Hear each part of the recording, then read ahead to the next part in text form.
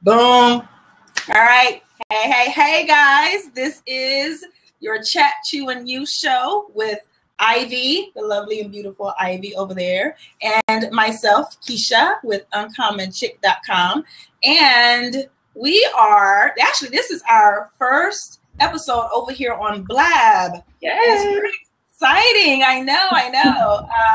We were previously hosting the show over on Google Hangouts. However, if you've been on Google Hangouts, you kind of know some issues, and this interface is just thank you, day tripping, yes, way complicated sometimes, especially when we have guests and all of that good stuff. But we are here, and I'm loving it. So we are ready to rock and roll. And tonight we are talking about breaking the rules of wellness coaching, how we redefine the whole space and kind of what we're doing, and let you know what that's all about. But before we do that, just want to let you guys know this is an interactive show, which means we want you to chime in whenever you have an opportunity to. And because we're on Blab, we have 2 extra seats. So if you want to pop in your lovely face and chime in, let us know as we go forward to discuss what we're talking about. And so, Ivy, we are Chat, Chew, and You still. What do you have chewing? I'm so excited. I've got one of my favorite. I'm going to try not to dump it like I've done before in some of my other shows. But, okay, can you all see that? I have some cantaloupe over here. And I'm telling you, because I'm getting my last dose of all the summer fruits and veggies. So I'm like, okay, eat it, take it all in, because we're getting ready to go into fall. So yes. Yeah. Cool. What about you? Well, I have some cashews sitting here on my desk. I had a bigger lunch, so my evening meal is going to be light. So I got some cashews to snack on. I got my water with me. And afterwards, it's like I didn't want to bring a whole plate of food, so I'll be like this in front of y'all while I'm talking. So, I just snack on my cashews for now until we get done. But yeah, so that's what I have, and I got my water with me. I'm a little behind today, so I get that in. But yeah, so redefining wellness coaching. Ivy, you ready? I am. I'm excited. We could tackle this from a lot of different ways. We could really talk about this all day, especially with other wellness professionals, I'm sure. But tonight, we're going to be just diving in on kind of what we do in our different areas of expertise and how we are looking at the wellness industry, what we are doing with our own clients, and, how we are trying to change the game a little bit. Yeah. Definitely. So, yes. How should we start? Do we define wellness, or how do we want to do that? I guess to redefine it, how do we define it? Well, for me, like the approach that I took when I was thinking about the topic and how I wanted to share this with the audience is that I kind of looked at it from a point of compare and contrast. And I think that helps people understand a little bit more like when you say difference, what that difference is. So, when you think of, let's talk about when you think of wellness now, like what do we see in the typical media? What do we see in society when we think of wellness, and what comes up for people when they think of wellness? And, one of the first things that comes up for me is dieting. I think a lot of people, even when people approach me, well, not now because they understand my brand a little bit better, but at the beginning, when you say coaching, the first thing they used to approach me about was, because I know I need to lose this weight. And that was the first thing that they would say to me. And I'm like, I didn't expect that. I don't have those expectations of you, but it's like they kind of open the conversation with that as if they're expecting me to already be judging them. Because those are the messages that when you think of wellness, those are the messages that are put out there. Exactly. I agree. What have you seen? Have people approached you, and what do they already have in their mind when they talk wellness to you? It's 2 things. diet and exercise. Yeah. Those are two things that are at the forefront of what people are thinking about when they hear wellness or health or fitness or anything along those lines. And in my opinion, those are the last two things that we should worry about. Yeah. Yeah. The last two things. So, so in defining wellness in general, in a lot of people's minds, they do think, oh, okay, well, that just means I need to eat right and exercise. Well, everybody knows that, and why is it such a big problem? First and foremost, right? So we know it doesn't start there. Yeah, it may end there. It may be part of your plan, but it doesn't start there. So, all right. So what are we talking about? Now, let's redefine that. Let's redefine wellness in general. And then we can talk about maybe some strategies and things that we use and what we do for ourselves and other people. Well, you know me. I have my 5. Like, for some reason, I default to 5. Like, I have my 5 things. I have my 5 things that came to mind when I think of what makes me different as a wellness coach for people. One of the first thing, and I think I'll just share them and then we can kind of dialogue around them and you see if it resonates with you. So she like odd numbers. I like the number 5. You know what? Maybe it's a visual thing because like 5 and it has like a little round, like a little belly, like, you know, I'm like, oh, look at 5. I'll let you have that. I'll let you have that one. Oh man, it was crazy. So my number 1 is that for me, wellness coaching is about connecting rather than controlling. And by that, I mean teaching people to connect with their bodies rather than, and I don't even want to say teaching, but supporting people in connecting with their bodies rather than controlling them.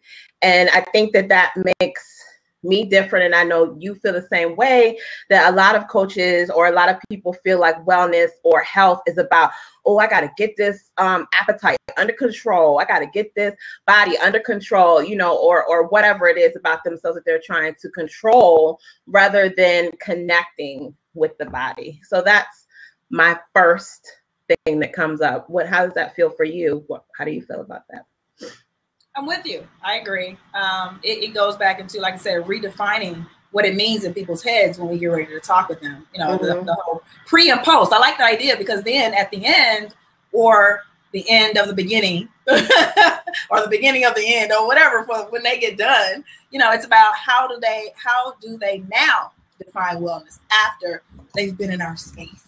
Right. So hopefully it's a different version of themselves and hopefully a different vision that they have so that they can look and see that it's not just that one area or one thing. Right. Another thing that comes up for me is, and this comes from Akila, curiosity rather than judgment. All these are C's. Just in case you didn't notice. But oh my God, we got 5s and C's. Okay. All right. 5 and C's. So we got a curve in the front and a curve in the back. So we got 5 C's. I know what to get you for your birthday. Something with a 5 in it and some C's. There you go. That's what I'm talking about. The 5 C's and redefining wellness. Let's change this title. It's all about the curves up in this conversation today. And I didn't even think about it until now, right? Like,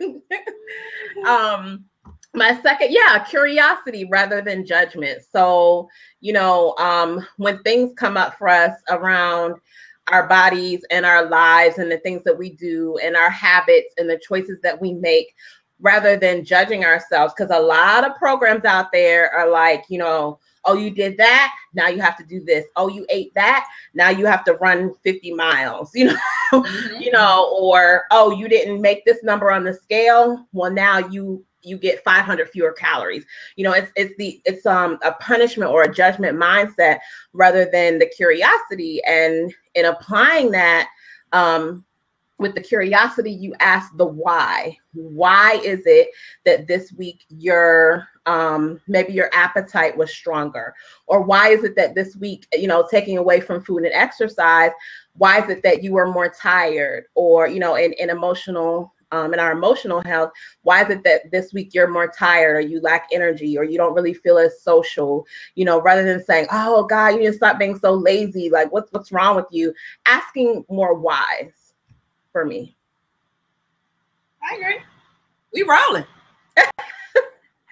Akila says making it about the person inside the body instead of bashing and blaming the body itself.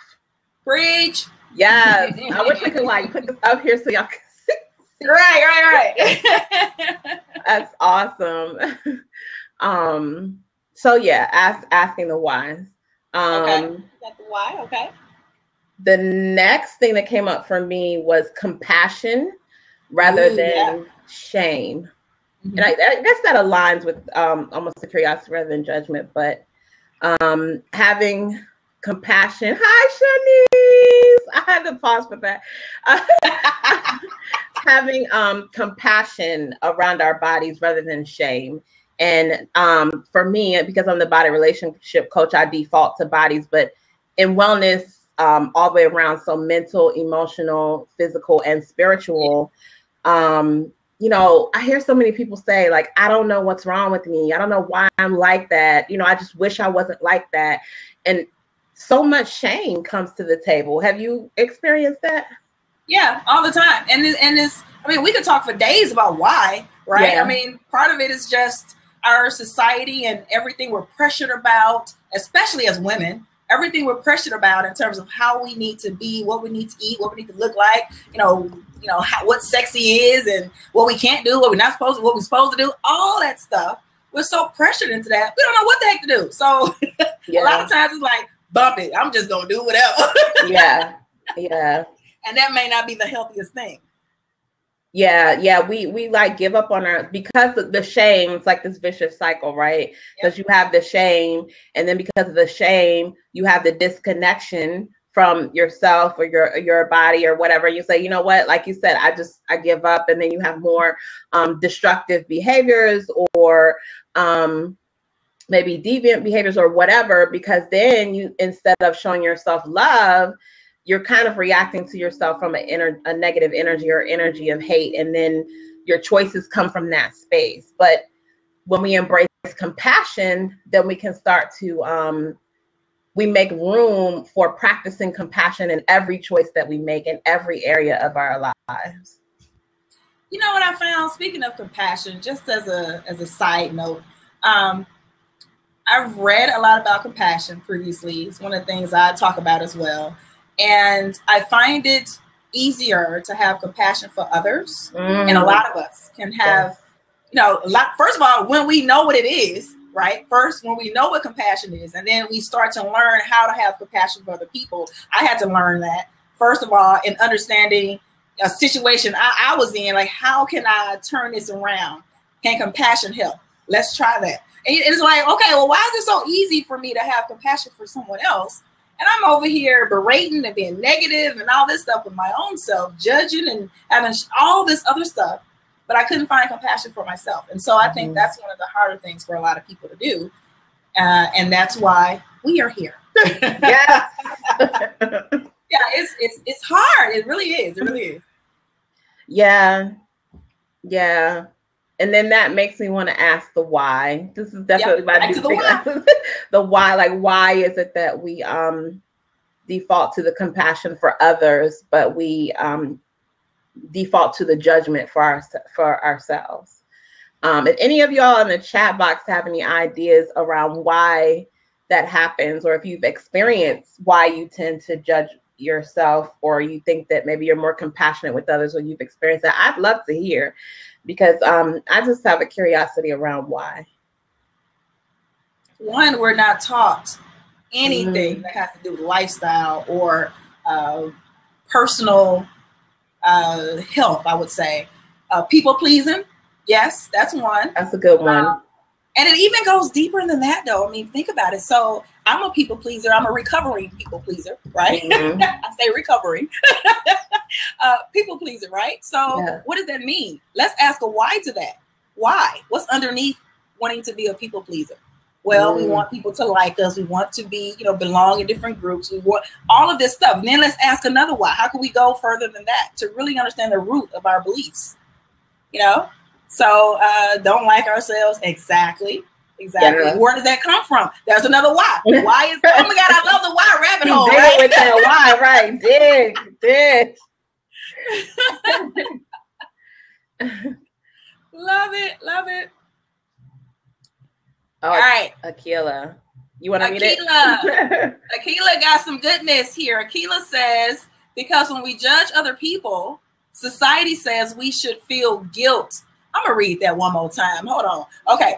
Because when we judge other people, society says we should feel guilt. But when we judge ourselves, society said we're involved in self-improvement. But if it's based on guilt, there's a why again. Is it improvement? All right, so you know what? I'm gonna need you to come on in here with us. And hi, Shanice, nice to meet you. We got the ladies coming in with us because y'all got some goodness here. Ivy, do you mind? No, come on, step up to the seat. Why it's hard to be compassionate? Yeah. That I mean, again, that could be a whole nother show, dude. All your videos wonky. Aww. But that's a deep thought, because when you think of society says that when we judge ourselves, that it's a form of self-improvement. So it's like, that's so deep. Yes, it's accepted, because if you're improving yourself, then it's okay. But like she said, if you're judging yourself, is it really self-improvement? Like, yeah. If it's not coming from a space of love, is it really wellness? Right? Is it really wellness if it's not coming from a space of love? And I think that aligns with our conversation today. Yeah. Let me write that down. That could be a whole nother topic for another day. Is it coming from a space of love? Yes. David, I know you wanted to hop on too. So if you want to hop on, feel free to step up to the seat. Get in on the hot seat, David. All right, Ivy, what do you have next? That was number 3. What's number 4? Number 4, I had current acceptance rather than conditional embrace. Okay. And for that, my meaning, and you all can tell me whether this resonates for you or not, but and when I'm coaching someone in wellness, I'm coaching them in embracing who they are as a person today, right now, in this moment. And rather than waiting for conditional embrace, meaning, well, if I do this, if I accomplish this, then I'll be happy with myself, or then I'll love myself, or then I can embrace who I am. But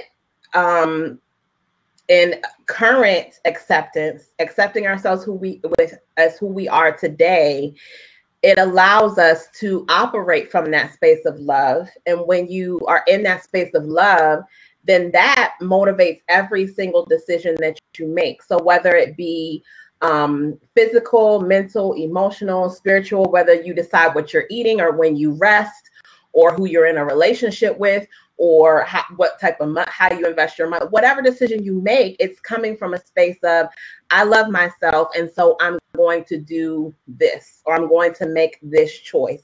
But typical wellness, or a lot of wellness messages out there are, well, when I get to whatever it is, this size, this space, this social status, then I can celebrate who I am. And there's a whole paradigm shift that needs to happen when it comes to how to turn that around. And we're going to have to learn to transform that. Those who are willing to do the work, because it is work. Everybody wants a quick fix. Everybody wants something fast and in a hurry. And, we wanted it yesterday, but it didn't take a day or so for us to get to where we are. We've had since birth learning all the messages and the beliefs that we have. So it's not going to be a one-time thing where it's like, okay, I'm good now. I'll wake up tomorrow. I love myself and I'm perfect. Right. No, boo, that is not going to happen. That is not going to happen. So, yeah, but if we start to look at it that way and start to understand that that's where we want to be, then the journey of getting there, I think, could be fun. Right. I'll get back to that one because that was one of mine is the fun part. But yeah, we can get back to that. So is that like embracing the journey? I'm getting it. Sorry, guys. Yes. Yes. Embracing a journey. Embracing the journey because it's not about the end. Mm-hmm. It's not about the destination. Our destination is going to be, 6 feet under or in fire, whichever one you want to do. Mm-hmm. So, that's the destination. How about the journey before we get there? How much quality is that going to be for us? Mm-hmm. That's what I'm on right now. What can I do to make my before and after, the between of the before and after, awesome? That's all I want. That's all I want. Oh my God. Okay. Jay Jones says, sometimes bad habits become safe. OMG. Yes, ma'am. Okay. So, Jay Jones, male or female, I said, ma'am, I'm so sorry if it's not. Okay. So I love that you said that though, because bad habits, our current comfort zones or what have you. Actually, I just wrote about that, how our comfort zones are not as comfortable as we think, right? But it's what we know and it's where we stay because any movement is going to cause us uncertainty is going to cause us, and then we're afraid of uncertainty. We don't know what's going to happen next. Then it's like, well, you know what? I know what's going to happen right now. I'm just going to remain as I am. If I don't change, nothing's going to change. Yeah. Or if we don't think about it though, if you don't change, something is changing. It's just probably not as radical as you may think a new change would be. For instance, if I were to continue down the same eating path I'm on right now, I know where that's going to lead. It may feel comfortable right now because I know everything I'm doing right now is cool. But if I decide to do something different, I have no clue what's going to happen because it's new and it's different to me. Mm-hmm. But yes, it is safe to maintain the habits that we have because it's work to do something different. Mm-hmm. Nobody likes work, but we get up and go to somebody else's job and do their work every single day. Well, a lot of people do that. So we're already doing work. Why not make it positive work? Why not make it a concerted effort to do the work that would benefit us? Yeah. And okay. Go ahead. Oh, no, I was just going to say that I've seen clients that I work with and we, when you start out with the assessment, you talk about, okay, who are you now? And then you talk about, okay, where do you want to go? What are your goals? And they talk about, the goals. And then when you start saying, okay, so what is it that stopped you in the past from moving forward? And almost the resounding reply is fear. And like what you're saying is there's this trust factor of if I leave this space and, I take the risk of moving forward and evolving, then I have to trust that evolution is going to be better than where I am now. And so there's this risk of, at least I know, like you said, at least I know where I am now. And it's almost a thing of, even if I'm in this space that I hate and I'm miserable and I'm unhappy and I can't stand it, at least I know it. And there's something about being in that space that that that holds people prisoner, because it's what if I move forward and I don't know what to do. I don't have the tools. It's a new space. I have to navigate. I have to learn how to be in that space. I have to learn how the rules go there.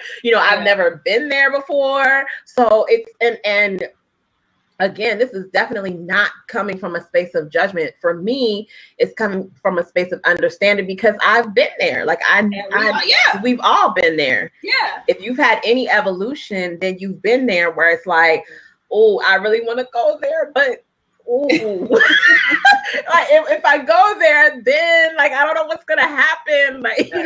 How am I gonna govern myself? What am I gonna do? How am I gonna survive?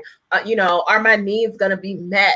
All of those things come up for us when we think of moving into a different space, any kind of space, whether it's food, exercise, relationship, our careers, any of that stuff, all of those questions come up. I agree. All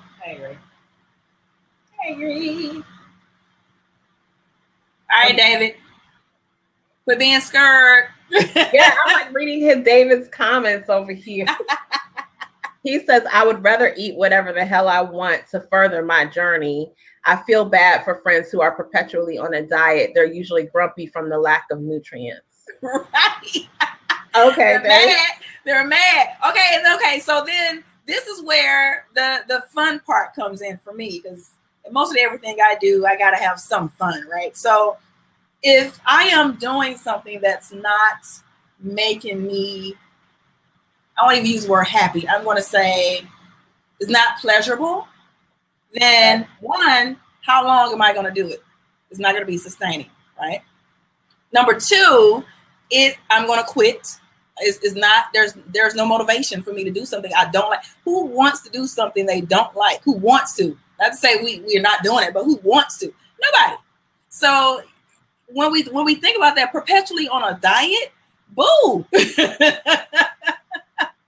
a boo. Where's the fun? Where's the, laughter yoga? Let's throw some of that in there. Or where's the, doing stuff or finding ways to make it interesting, pleasurable, enjoyable, sexy, all of that good stuff. Why not? Why not? Yeah, David, I'm not one of those friends, by the way. So So if we're talking about being in that space where you're on a perpetual diet, right? That's like the conversation that we had earlier. There, you're in that space because that's what you know, and that's what you've done. And no one has come and said, hey, did you know that you could try this? And that's where we come in as wellness coaches who are redefining wellness coaching and saying, you know what, there's an alternative to that. Because I will tell you guys, my witness, that I was on the diet roller coaster for decades. I never, ever thought about the fact that there was an alternative to dieting. Like, I mean, it's just like dieting is what you do, is what everybody does. If you're not the right weight, then you diet perpetually. I mean, it never occurred to me that you don't have to diet in order to be happy, because those are the messages that I got from everywhere, everyone around me. And no one ever told me that I didn't have to diet. Now, when I found those people who told me that, then it opened up my mind to a whole new level with the body positive approach and all of that. And then I was able to embrace it. But until that message came to me, I never considered it. So perhaps a lot of people just have never been offered that freedom of saying that there's another way. And that's what we're here for, right? Yes. Yeah.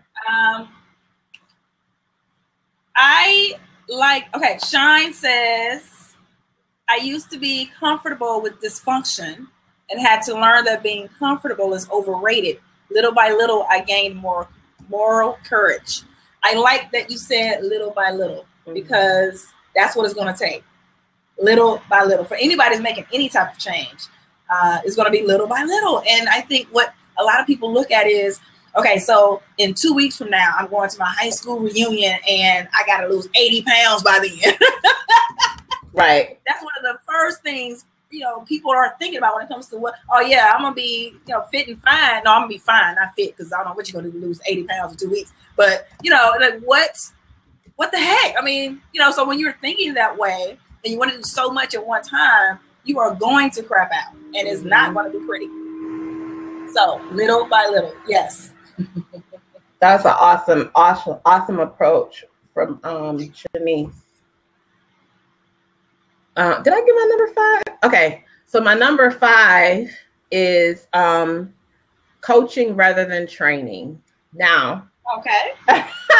The reason that I say this, and I love dialogue, so you all can tell me how you feel about it, is that as a coach, I believe that the answers to your questions and the answers to what you need is already inside of you, that what you need is already inside of you, and that it's my calling and mission to help coach you to getting to that point and to tapping into those answers and that power that's already there.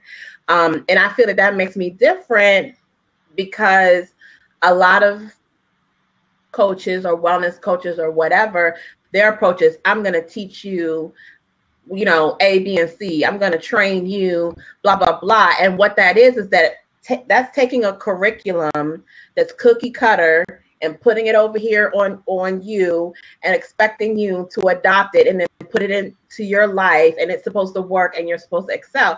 Well, no, I believe in, you know, tapping into your own intuitive voice, tapping into your intuition, tapping into your spirit and your heart, tapping into creator, you know, tapping into your body signals. I'm here to coach you, which means that you're on the, you know, if you think of sports, you're out there playing the game. I'm on the sidelines helping you tap into your power for you to win. That's your game. You got it. Like, you can play it, but I'm just here to coach you through the game.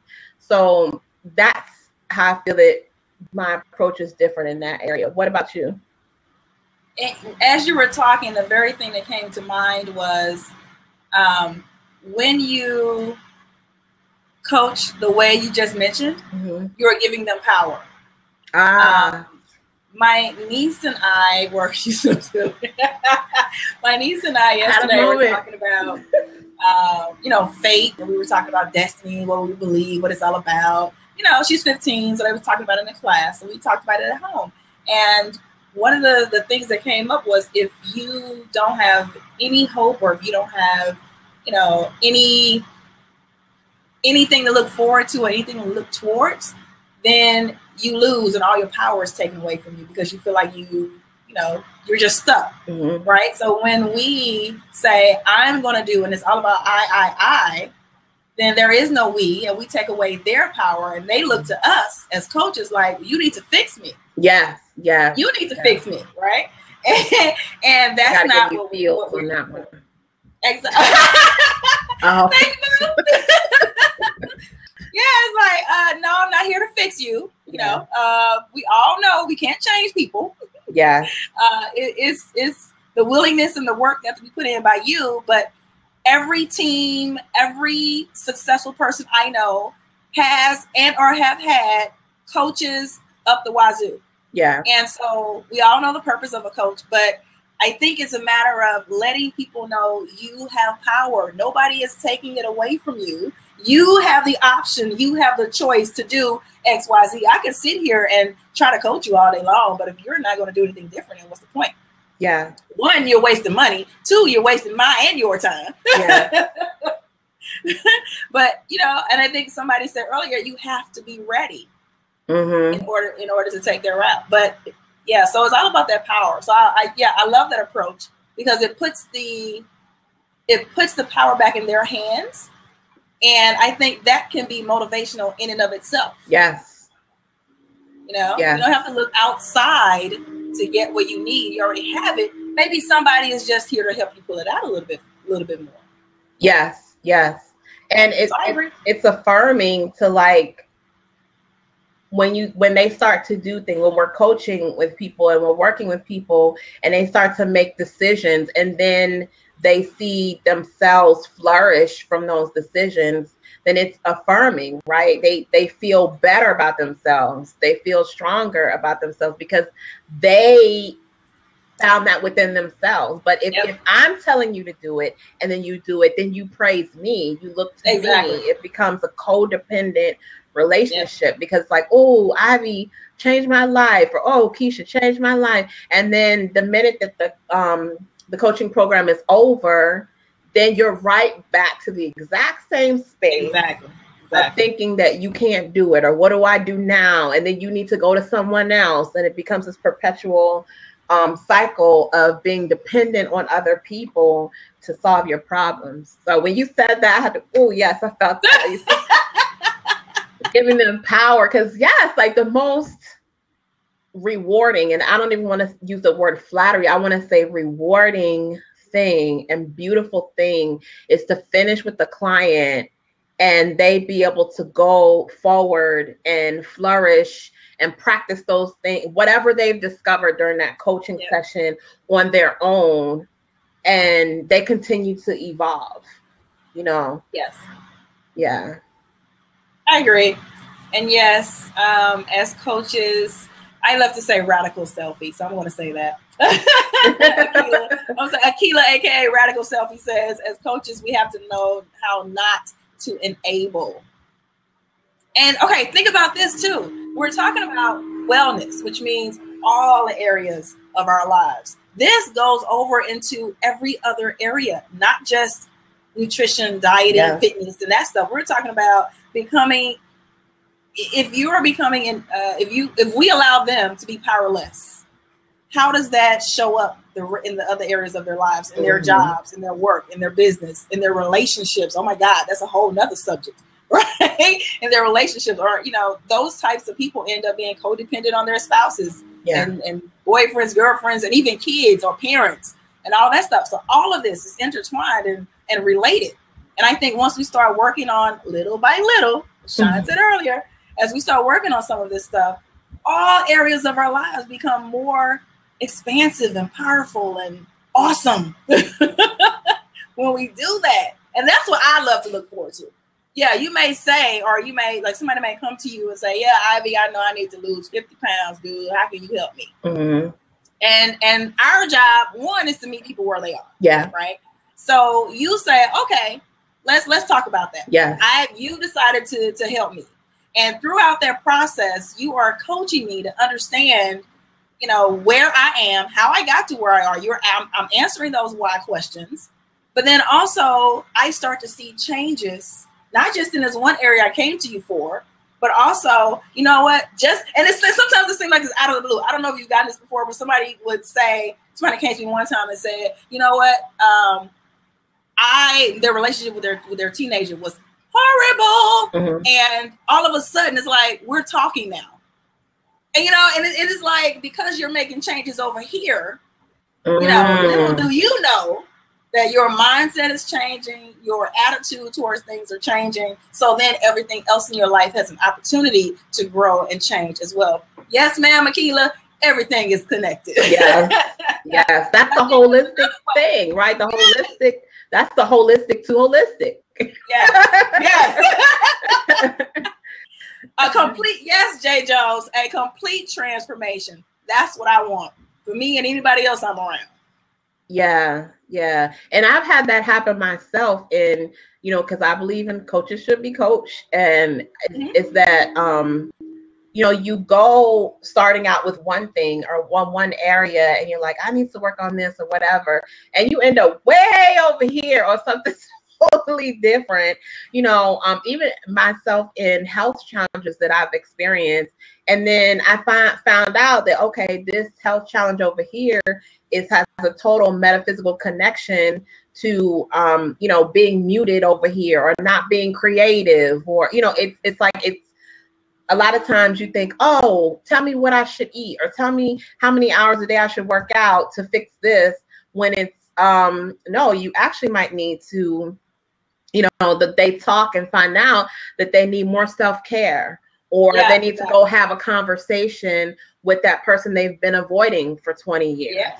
And that releases healing in a physical area, you know. So if as coaches, and this goes back to the coaching rather than training, if as coaches we just sit this curriculum over that we give to everybody and say, oh, you have that problem, then take these vitamins and do this and that will solve it for you, then that person never gets to their truth of where they really need the healing. And the healing might not be about the food or the vitamins or 5 glasses of water a day. It might just be about self-care or a spiritual ritual that they need to do or whatever they find. And we don't know that. I'm the first to tell my clients, I don't know. I'm here to just coach you to getting to that point. You have the answers, but one thing I do want to ask you, and Akila could probably speak on this too. Have you found that there's resistance sometimes because we are breaking the rules in wellness, that a lot of times clients aren't used to that, and they do, you know, people do want you to fix it. So it's hard for them to get past that space of you being the fixer? Yes. Now, I think there are some things we can do, and there's that beautiful face. That question was so powerful. I was like, oh my God, let me try. I'm glad you did. I'm glad you did. Thank you. To answer you really quickly, Ivy, yes. There is, even with ourselves, we know that there's going to be resistance. I think our jobs is to learn to be more intuitive and understanding who we can help, because we can't help everybody. Yeah. You know, who can we help? So when we're talking to people and are, you know, pre-working with them, are these the type of people that when we're talking about the things that we're looking to help them with, or do they even seem resistant in those meetings or in those conversations? That's what I try to do. And even if we are working together, then if it comes on later down the line, it's a reevaluation. Are you still ready? Are you still ready to move? Are you still committed to this? And if not, take a step back, you know, do what you need to do, and then come back later when you are absolutely ready to do that little by little. Yeah, yeah. We're going back to that little by little. The Shine gave us some dialogue. I know, right? For tonight. I love that. Can y'all hear me okay? Mm-hmm. Yes. Yes. Okay, great. I love that you asked that question, Ivy, because I think it's also like backing up a little bit from the person being coached to the coach herself or himself. We have to recognize all of those things apply to us as coaches too. So to be compassionate, to ask ourselves why we're doing it, so that we are not enabling it, so that we're recognizing what type of clients we're working with. Because as a coach, you'll beat yourself up not being able to get somebody the result. As you said, Keisha, it really is about the result. It's about reminding a person how to tap into whatever it is that is costing them or the thing that can heal them. And we can't do that if we're trying to be the coach who has 15 clients in 15 days with 15 sets of results around these things. It just doesn't work like that. So one of the major things that when you look for a coach, look at somebody who doesn't have that formulaic thing, you know, especially if you're talking about something like wellness. You should be looking for somebody who's really talking to the person that you are and is willing to mentor you. As somebody says in here, it's a mentorship in a sense for a journey that you have committed to. A journey that you have committed to, and that coach is now going to be a mirror and a bit of a pusher, you know, whatever it is that you're going to need in that moment, as opposed to somebody's like, but remember you said you was going to do this and now you didn't do it, so you failed. You know, that happens a lot in coaching. I know when I started, I was that coach. I felt bad if I couldn't get someone the result they said they wanted. Yeah, but what about the process? What about the journey? What about what's eating at you? Why you're not doing the things you want to do? Why you don't feel how you want to feel? That's the work. Boom. Yeah. That's Mike. Yeah. I think one of the things that, and this might be familiar to you, Keisha, because we both went to the same coaching school, is that we were taught to detach from the outcome. And that means on both sides of the table. So if, like you're saying, Akila, if a client does not have certain results or whatever, you're detached from that. And if they go out and they become the next Les Brown, then you detach from that too. Because either way, those results are not about you.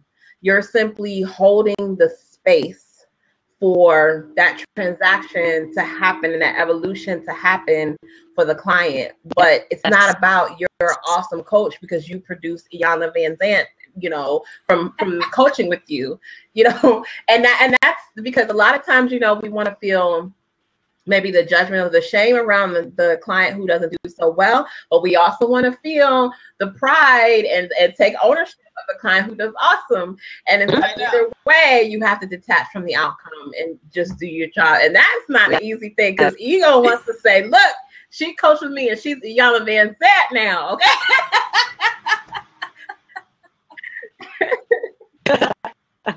Yeah. I'm gonna need one of you guys to coach me to be the next Oprah. True. Right.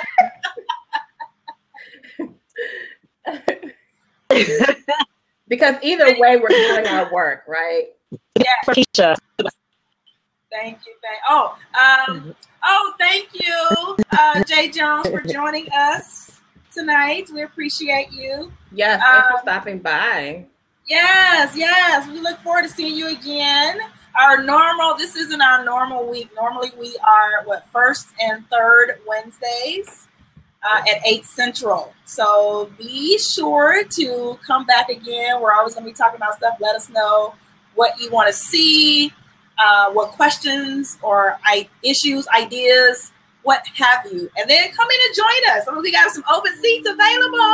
Mm-hmm. We are always open to the interaction, and that's what we crave on. So, thank you. All right, it is 50 after the hour. We talked about some things and ways of how we are redefining wellness coaching in general. Some things that we are doing, what we like to see, what issues people are having a lot in the wellness industry from the coach perspective as well as the client perspective as well.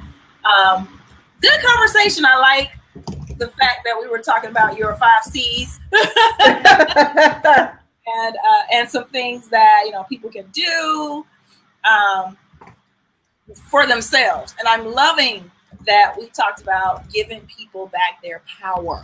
Yeah. They may have, it's still there, but it's, we want to redirect that energy. One more thing that I wanted to bring up too before we close for the night is energy management. And I think this is going to be in all of what we do. One of the things that I like to work with people on is energy management. Energy is everywhere. And, I work more with solopreneurs and business owners and, mostly female. And a lot of times I don't have the energy to, do what I want to do. I'm burnt out. I'm not taking care of myself. And so how can I do these things? How can I go work out? How can I, make sure I'm prepping my meals? How can I make sure that I'm serving my boo, whatever? How can I do that if I'm blabbed out?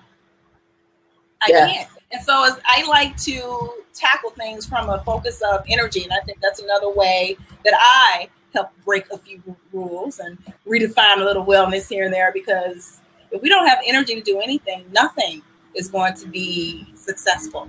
Right. In my opinion. I love that phrase. It's like, this has become my second, after you gave me that phrase, I'll use it all the time. I tell people, look, I'm about my energy management, and I don't have the energy for that. Or I only have, this is my new phrase now. I'm telling you, it has already revolutionized my life. I'm like, my energy management is priority. You see it though, right? Yes. Oh yeah, I see it. I'm like, yeah, that's because that's what it's about. And I can relate to it because being an entrepreneur who prioritizes wellness, and when you said energy management, that just articulates it perfectly for me. Yep. That it, the choices that I make and the things that I do, I only have a certain amount of allotted energy a day. Yep. And sometimes in a moment. And, I have to make my decision and say, I just don't have the energy for all of that right now. So exactly. That phrase, one gotta go on social media, it's like one gotta go. You got 3 things here, one gotta go, because not enough energy to manage all 3. So you gotta choose. Exactly. So I love that. Exactly. Well, yeah, it's just all about what we're focusing on. Yeah. What we're focusing on. I know Cheyenne says emotional intelligence is key as well. Yes. Mm-hmm. All of Man, I'm telling you, everything is so interconnected. I remember the example I was going to use about energy is, when I used to work downtown, I used to commute downtown, you know, all the restaurant stuff down there. When I first started working, I was 20 something. I was, you know, making a good little amount of change. So I'm going out to eat every single day. Mm-hmm. Not only am I being financially irresponsible by doing that, from my point of view, but secondly, eating these meals like that during the middle of the day, what happens in the afternoon? Of course, I am not productive. Yeah. I am not, you know, worrying about what I'm not doing my job as effective as I could. And I'm getting sleepy. And it's like, okay, I need to do something different. So I need to watch what I'm doing midday, you know, so that I can produce the rest of the day and then go on about my business. That's just one. Itis, yes. Yeah. Yes. You know, get itis at work, not going to work. So that's one way that I was mismanaging my energy. The time didn't go anywhere. Time is still going to fly. Yeah. It's still going to be, I have to work, right? I have to be there till whatever time. Time is there. Yeah. But I didn't have the energy to actually produce. Yeah. So that's another, you know, it's pertinent that we have to think about that as well. It's all related, man. Yes. And the even better thing is when we, you know, I use the phrase return on investment, but when we invest our energy into something that's going to produce more energy, that's even better, right? Because it's like, bam, it's like a video game. Like, you know, you eat the little mushroom, boom, boom, boom, you're bigger. So it's like, you know, if you're talking about energy management and you make the choice to, okay, I'm going to take a short nap and now I have more energy to do more things. Exactly. So yeah, It's awesome. I vibe with it. Awesome.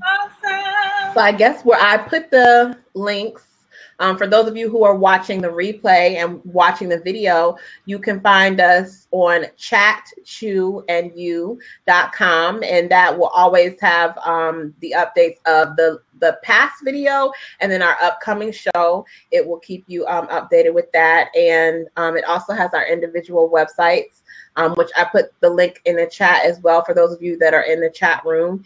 And you can contact us there. So if you have something that you want us, like Keisha said, that you want us to talk about, leave us a message and we'll add it on to our schedule and come in and chat with you all about it. Awesome. Thank you guys who joined us tonight. We truly appreciate you. Yes, thank you everybody for chatting with us and hanging out. And if you know anyone, the replay will be available, so we'll put that out. If anybody missed it, but you know someone who definitely can benefit from hearing this, or who wanted to see it but they couldn't be here tonight, they can catch the replay and catch all of this. Awesome. All of the awesomeness. Yes, all the awesomeness. All right, Ivy. Till next time, we will see you guys soon. And toodles. Thank you all for coming.